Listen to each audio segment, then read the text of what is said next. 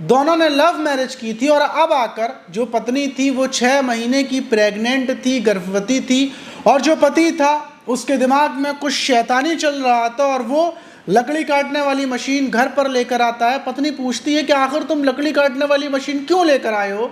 पत्नी नहीं समझ पाती, लेकिन फिर वो अपनी पत्नी की हत्या करता है और पत्नी को लिटा कर उस मशीन को चालू करता है और अपनी पत्नी के पेट को फाड़ देता है और अंदर से जो बच्चा था उसको बाहर निकालता है। और फिर उसके बाद वो अपनी पत्नी के एक एक कर उस मशीन से टुकड़े करना शुरू करता है और रोज़ाना एक टुकड़े को लेकर नदी के पास पहुंचता, उससे मछलियों को खिलाकर वापस आ जाता। और दूसरी तरफ उसने थाने में भी अपनी पत्नी की गुमशुदगी की रिपोर्ट दर्ज करवा दी थी, पत्नी के टुकड़े करने में लगा हुआ था, लेकिन सिर्फ एक गलती की वजह से पुलिस उसके घर पर पहुंच गई और टुकड़े करते हुए ही टाइम पर उसको पकड़ लिया। लेकिन सबसे बड़ा सवाल ये कि जब उसने एक लड़की से प्रेम विवाह किया था, लव मैरिज की थी, फिर ऐसा क्या हुआ कि 6 महीने की प्रेग्नेंट पत्नी का उसने पेट फाड़ कर बच्चा बाहर निकाल लिया, फिर पत्नी के टुकड़े कर डाले। ये इतनी खौफनाक कहानी है, आज की जो घटना है उसको सुनकर आपकी रूह कांप जाएगी।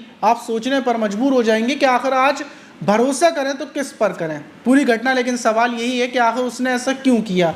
तो जब पूरी घटना मैं आपको शुरुआत से बताऊंगा तो आपको वजह भी पता चलेगी। तो चलते हैं और जो घटना है उसको शुरुआत से जानते हैं आखिर तक, तो वीडियो को आगे पीछे स्किप ना करें। तो दोस्तों, मेरा नाम माज है, उम्मीद है कि आप सब अच्छे होंगे, सुरक्षित होंगे। और जो आज की घटना है वो हैदराबाद के मेडीपल्ली थाने की, और वहीं उसके अंतर्गत एक इलाका आता है बोडूवल इलाका। वहीं उस इलाके का रहने वाला एक शख्स जिसका नाम महेंद्र रेड्डी था, और वो अपनी बहन के साथ 23 अगस्त की रात लगभग 12:30 बजे का टाइम था कि वो थाने में आता है। और थाने में आकर वो बताता है कि उसकी पत्नी है जिसका नाम स्वाति है, जिसकी उम्र लगभग 21 साल है, वो शाम 4 बजे से गायब है। जब वो अपनी टैक्सी चलाने के लिए गया हुआ था, वो ये पुलिस को ये बताता है कि वो यहाँ पर एक किराए के मकान में रहता है और वो टैक्सी चलाता है। और जब टैक्सी चलाकर वापस आया, उसने अपनी पत्नी को फ़ोन करा, जो किराए का मकान था उसमें पत्नी थी नहीं। और उसके बाद उसने अपनी पत्नी को सब जगह ढूंढ लिया है, लेकिन उसकी पत्नी का कुछ पता नहीं चल रहा है।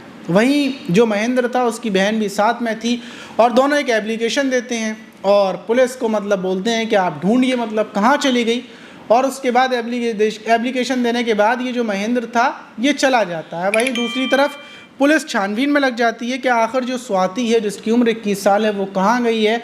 स्वाति के बारे में पता किया जाता है, उसके परिवार के बारे में पता किया जाता है। जब पुलिस जांच पड़ताल करती है तो पता चलता है कि जो स्वाति है वो बीरकाबाद ज़िले की रहने वाली है, और जो ये महेंद्र है इसके साथ जो स्वाति ने 2024 में जनवरी में ही लव मैरिज की थी। और लव मैरिज करने के बाद ये लोग यहाँ पर किराए के मकान में रह रहे थे और अचानक से स्वाति गायब हुई है। अब पुलिस स्वाति को ढूंढने में लग जाती है। 24 अगस्त को पुलिस स्वाति की कॉल डिटेल्स निकालती है कि आखिर कब बातचीत की, स्वाति का फ़ोन कहाँ बंद हुआ। जब पुलिस निकालती है तो पता चलता है कि स्वाति का फ़ोन उसके घर पर ही बंद हुआ था। वहीं पुलिस का शक जाता है महेंद्र के ऊपर कि आखिर महेंद्र ने तो स्वाति को गायब नहीं किया, इसलिए अब महेंद्र के बारे में पता किया जाता है। तो पता चलता है कि महेंद्र 23 अगस्त को पूरे दिन सुबह से लेकर शाम तक अपने घर था, रात तक भी अपने घर था। और महेंद्र ने बताया था कि वो टैक्सी चलाने के लिए गया था। पुलिस उसकी जो कंपनी में वो टैक्सी चलाता है वहाँ पता करती है, तो पता चलता है कि महेंद्र तो 21 अगस्त से टैक्सी चलाने के लिए नहीं आया है। वो वैसे तो टैक्सी चलाने आता है, लेकिन 21 अगस्त से अभी तक नहीं आया है।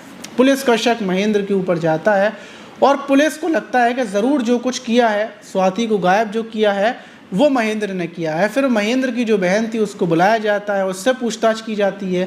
तो महेंद्र की बहन भी बोलती है कि साहब जो मुझे शक है वो अपने भाई के ऊपर है, क्योंकि मेरा भाई बहुत गुस्से का तेज़ है और उसने मुझे फ़ोन कर बताया था कि स्वाति गायब हो गई है। और उसने नॉर्मल 5 बजे के टाइम पर बताया था, शाम के टाइम।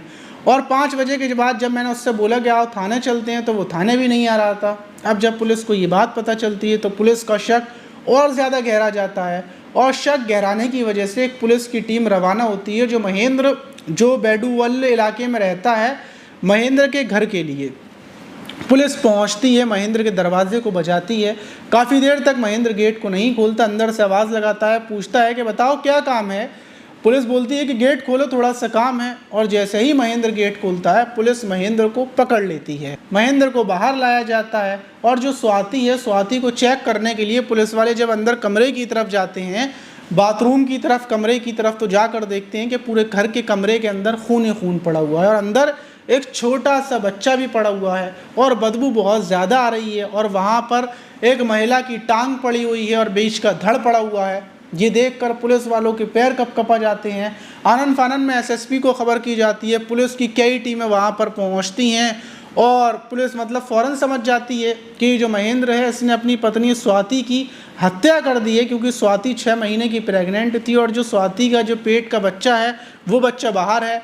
और वहाँ जो टुकड़े पड़े हुए थे, वहाँ पर एक मशीन भी थी, लकड़ी काटने वाली मशीन, और उसी से स्वाति के टुकड़े किए गए थे, लेकिन टुकड़े बहुत कम बाकी बचे थे। अब बाकी टुकड़े कहाँ गए वो महेंद्र बताएगा। और महेंद्र ने अपनी पत्नी की हत्या क्यों की, वो भी लव मैरिज करने के बाद हत्या की, ये सारे सवालों के जवाब महेंद्र देने वाला था। पुलिस वहीं पर महेंद्र से पूछताछ शुरू करती है बड़ी जल्दी, क्या और टुकड़े कहाँ पर हैं, तुमने हत्या क्यों की, क्या वजह थी, और शुरू से पूरी कहानी बताओ। तो महेंद्र बताता है कि वो भी औरंगाबाद ज़िले का रहने वाला है और जहाँ स्वाति रहती थी वो स्वाति का पड़ोसी था। दोनों की प्रेम कहानी बहुत टाइम पहले से चल रही थी और प्रेम संबंध चलते रहते हैं। और 2024 के जनवरी के महीने में ये लोग अपने घर से भाग जाते हैं। घर से भागने के बाद ये एक मंदिर में पहुँचते हैं। मंदिर में पहुँचकर वहाँ पर शादी कर लेते हैं और शादी के बाद फिर एक वहीं पर ये किराए का मकान लेते हैं और वहाँ पर रहने लगते हैं। रहते रहते कुछ ही महीने गुजरते हैं। ये महेंद्र बताता है कि स्वाति झगड़ा करने लगती है। झगड़ा इसलिए करने लगती है कि मैं पैसे कम कमाता था और वो बोलती थी कि मैं पैसे ज़्यादा कमाऊँ, कुछ करूँ, घर पर आराम ना करूँ। वो मेरे ऊपर फ़ोन करती थी, चिल्लाती थी। और जब मैं उसको मारता पीटता था तो उसने 2024 के अप्रैल के महीने में ही मेरे ऊपर थाने में जाकर केस दर्ज करवा दिए कि मुझे मेरा पति मतलब घरेलू हिंसा का केस दर्ज करवाया कि पति मारता है, पीटता है। पुलिस ने मुझे गिरफ्तार कर लिया, लेकिन वहीं पर जो पंच थे, जो प्रधान वगैरह थे, बड़ों की निगरानी में पुलिस से बातचीत की गई और फैसला करवाकर, समझौता करवाकर मुझे छोड़ दिया गया। और उसके बाद से ही मैं स्वाति से नफरत करने लगा था। और फिर स्वाति प्रेग्नेंट हो गई। स्वाति के प्रेग्नेंट होने के बाद फिर मैंने सोचा कि यहाँ पर मैं पकड़ा गया हूँ, यहाँ की पुलिस की नज़र में मैं आया हूँ, इसलिए फिर मैं वहाँ से निकलता हूँ और हैदराबाद आ जाता हूँ। हैदराबाद आने के बाद मैं टैक्सी चलाता रहता हूँ, लेकिन यहाँ पर आने के बाद भी स्वाति मुझसे हर रोज़ लड़ा करती थी। मैं बड़ा परेशान था, मैं टेंशन में था कि आखिर मैं कहाँ फंस गया। मैं इस टेंशन में जी रहा था, रोज़ रोज़ की लड़ाइयाँ। वहीं 22 अगस्त को स्वाति मुझसे बोलती है कि मेरे पेट में जो बच्चा है वो 6 महीने का हो चुका है और मुझे वापस अपने मायके जाना पड़ेगा, क्योंकि परिवार के लोग मान चुके थे, राज़ी हो गए थे, तो इसलिए ये मतलब मायके जाने की बोल रही थी। और जब महेंद्र इससे पूछता है कि तुम्हें मायके क्यों जाना है, तो ये बताती है कि मुझे मतलब पेट का अल्ट्रासाउंड वगैरह करवाना है, जांचें करवानी है, वो तुम करवा नहीं पाओगे, इसलिए मेरे माता पिता करवाएंगे, मुझे वहीं पर जाना है और जांचें करवाने के बाद मैं वहीं पर रुक जाऊंगी और जब तक बच्चा नहीं होगा तब तक मैं नहीं आऊँगी, क्योंकि तुम निठल्ले हो, तुम्हारे पास कोई काम नहीं है, थोड़े बहुत पैसे कमाते हो, बाकी तुम घर में पड़े रहते हो और बस खाते रहते हो। ये बात सुनकर मेरा दिमाग ख़राब हो जाता है और मेरा मतलब मूड बड़ा ख़राब होता है। मूड ख़राब होने के बाद ये इसके दिमाग में आ जाती है कि अब चाहे कुछ हो जाए, स्वाति को ख़त्म करना है। और फिर ये 22 अगस्त को ही मार्केट जाता है, वहाँ से एक मशीन लेता है लकड़ी काटने वाली, क्योंकि इसने प्लानिंग कर ली थी कि स्वाति के टुकड़े करेगा और टुकड़े कर कर नदी में फेंक आएगा, बहा देगा। और फिर ये आता है और 23 अगस्त की शाम लगभग 4 बजे का टाइम था कि स्वाति की गला दबाकर हत्या कर देता है। हत्या हो जाती है। फिर ये अपनी बहन को फ़ोन करता है, बताता है कि स्वाति गायब हो गई है, वो चली गई है। अब दूसरी तरफ इसकी बहन स्वाति मतलब भाभी को ढूंढने में लग जाती है और ये घर पर स्वाति के पेट को फाड़ता है, जो अंदर पेट में बच्चा था उस बच्चे को निकाल कर अलग रख देता है और फिर ये स्वाति के टुकड़े करना शुरू करता है और एक एक टुकड़ा कर कर उस टुकड़े को पैक करता। और अब सिगाराम गांव है, वहीं पर जो मूसी नदी है वहाँ पर टुकड़े को ले जाता और एक एक कर कर उसी नदी में टुकड़ों को फेंकता रहता है। उन टुकड़ों को मछलियाँ खाती रहती हैं और ऐसे ही कर कर ये पूरे 23 अगस्त की रात तक टुकड़े करता है। और जब रात को इसकी बहन का फ़ोन आता है तो फिर ये थाने में पहुंचता है, गुमशुदगी की रिपोर्ट दर्ज करवाता है और फिर 24 अगस्त की सुबह होते ही ये टुकड़े करने में लग जाता है, क्योंकि जो बॉडी थी उसमें से बदबू आने लगी थी। और जब टुकड़े कर रहा होता है कि उसी बीच पुलिस आ जाती है और टुकड़े करते टाइम ही इसको पुलिस गिरफ्तार कर लेती है। वहीं गिरफ्तार होने के बाद जब ये घटना का खुलासा होता है तो हर कोई हैरान था कि जब लड़का लड़की ने लव मैरिज की, एक दूसरे के लिए ये लोग मरे जा रहे थे, परिवार से लड़ गए, और फिर ऐसा शादी करने के बाद ऐसा क्या हो गया कि दोनों एक दूसरे के मतलब एक दूसरे से लड़ने झगड़ने लगे और पति पत्नी का ही खून का प्यासा हो गया और पत्नी को मौत के घाट उतार दिया। तो अक्सर ऐसा ही होता है लव मैरिज करने में। अरेंज मैरिज में बहुत कम ऐसी घटनाएं होती हैं। उसकी वजह ये होती है कि देखिए, जब किसी अनजान इंसान के साथ लव मैरिज करते हैं, मतलब अरेंज मैरिज करते हैं, तो उस इंसान को समझने में ही 1-2 साल गुजर जाती हैं और समझ जाती हैं। और लव मैरिज में क्या होता है कि लव मैरिज में लड़का मतलब बहुत ज़्यादा प्यार दिखा रहा होता है, मतलब इतना ज़्यादा कि बाबू तुम्हारे बिना रहा नहीं जा रहा है, वो ख्याल रख रहा है, बाज़ार लेकर जा रहा है, मार्केट लेकर जा रहा है, थोड़ी सी तबीयत ख़राब होने पर दवा ला रहा है। और इन सब चीज़ों को देखकर लड़की लव मैरिज करती है। लेकिन शादी के बाद फिर लड़का ये सब नहीं कर पाता और फिर होते हैं विवाद। लड़की बोलती है कि तुम पहले ऐसा करते थे और अब तुम मेरा ख्याल नहीं रखते, तुम अब ऐसा नहीं करते, वैसा नहीं करते। और अगर यही अरेंज मैरिज होती तो लड़का नॉर्मल चलता, मतलब नॉर्मल ख्याल रखता, नॉर्मल बातें करता, नॉर्मल प्यार करता। तो लड़की को वैसी ही आदत होती, इसलिए लड़ाई झगड़े नहीं होते और लव मैरिज में झगड़े इसलिए होते हैं। आपको मेरी राय कैसी लगी या फिर आपकी कोई और राय हो, कमेंट बॉक्स में ज़रूर दीजिएगा।